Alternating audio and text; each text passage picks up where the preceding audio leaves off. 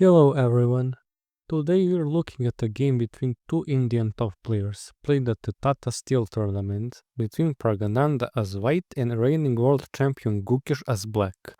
This was the finals game of the tournament. The score was 1-1, so whoever won this game would win the entire tournament.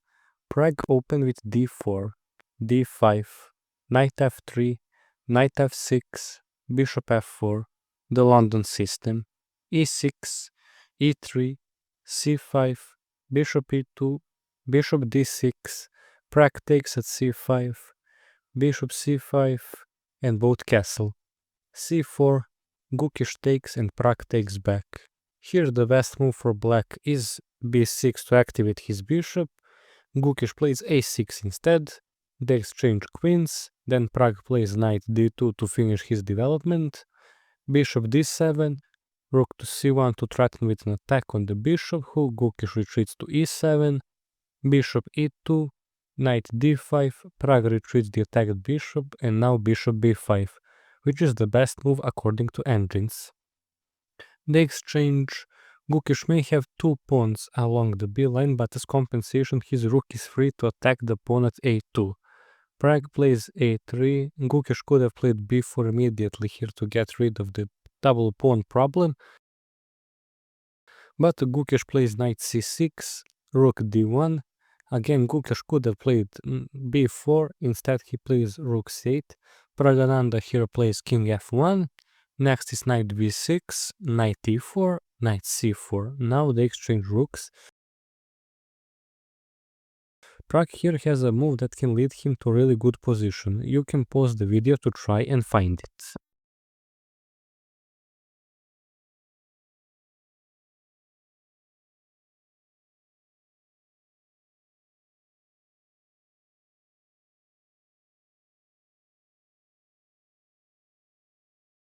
The move was a4. Black can't take the pawn because the knight would fall. Also the b5 pawn hangs here with no way to defend it. If he plays knight a7 once again he would lose a knight. On the other hand, if he takes at b2, Pragg takes at b5, when the knight moves, now an active move c7, attacking the bishop. If the bishop retreats to f6, next is knight d6 and a double attack. If he retreats to f8 instead, knight g5 to attack the pawn. If black pushes the pawn, he can take at e6 or better yet this. When the rook moves, h6 check and a mate in 2.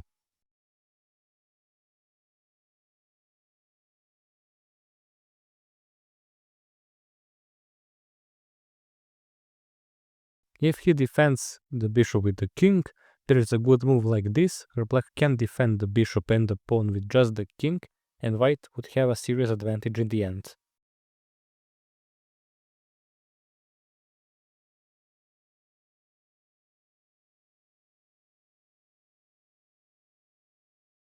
Pragg didn't play a4 here.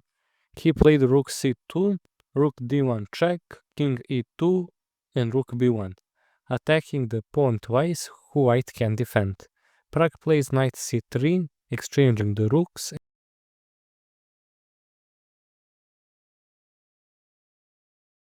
and Pragg takes at b5, but Gukesh plays knight c4 to attack the a3 pawn twice. a4 doesn't mean much because knight b2 means it's lost anyways. Pragg doesn't want to lose tempo, so he plays king d3, ending with a pawn less, ending with king c4, trying to salvage his position by taking the pawn at b7. Gukesh plays knight a7, which blocks all of the king's advances. Pragg responds with bishop b8, attacking the knight who was to move to c8. King b5, you can pause here as well to try and find a move for Gukesh which would give him a better endgame position. If you found bishop d6, congratulations. White is forced to exchange bishops here. Gukesh would take with check, with a first attack on f2. Gukesh would have a better endgame here with a pawn in advantage.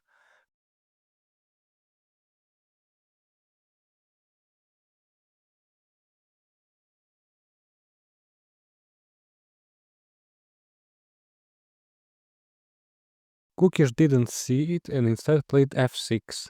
Now Pragananda plays knight d2, and the before mentioned move is not viable anymore because the f2 pawn can move freely. King f7, knight c4 attacks the bishop, Gukish retreats to f8, knight a5 to return the material, Gukish plays bishop e6 but it's too late, they exchange, then king b6, the pawn at b7 is attacked twice, knight e4, f3 as we said the pawn can move now, knight c3, here it may seem that taking at b5 should be done with the knight, but not because of this double attack.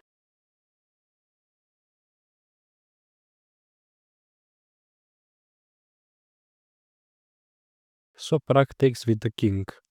e5, king c6, knight d1, knight c4 to defend the attacked pawn, king e6, e4 to block the king's movement, g6, king c5, f5, king b4 to enter with the king, exchange at e4, knight f2 to attack at e4, who Pragg defends with knight d2, king d6, king c4 check, and the king must move back to e6 due to the pawn hanging, and Pragg goes back. This position is very much a draw position, but Gukish doesn't want a draw, so he plays king f6. King c4, knight g4 to attack the h2 pawn, knight f1 to defend it, knight f2 to attack a different pawn, now king d5, knight d3, knight e3, and now a mistake, knight f4. White here has to move because it's a check, king d6 is the best move because the knight can threaten with a check and attack the e5 pawn, as you can see here.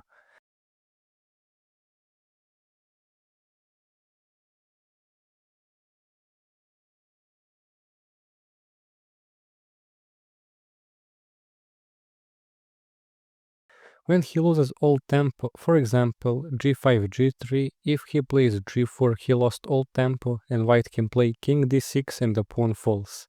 If he plays h4 then they would simply exchange, black would have to move the king, the pawn would fall and white has a free line for a promotion. Gukish plays knight d3, knight g4 check, Gukish plays king g5, and when white takes, if they exchange knights, and once again a free promotion for white. Gukish sees that and tries to find an alternative solution in king f4, leaving a knight by taking the e4 pawn, and to try to take the remaining pawns with the king and to force a draw. Pragg plays knight f2 check, king moves to e3, knight g4 check, and black can't approach the pawns as both squares lead to a check. He has to go to f4, knight f6 attacks the h7 pawn, h5, king e6, h4, king f7, king f5, pushing the pawn leads to both of the pawns falling, with once again an open promotion for white.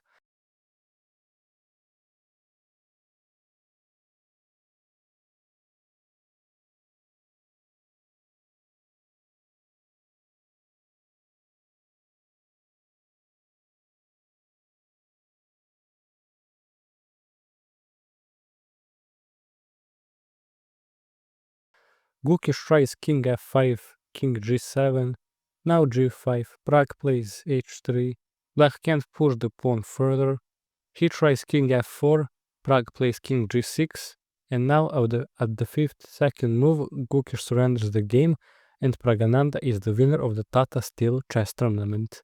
Whatever Gukish does here leads to the eventual promotion of the h-line pawn and a total loss for him.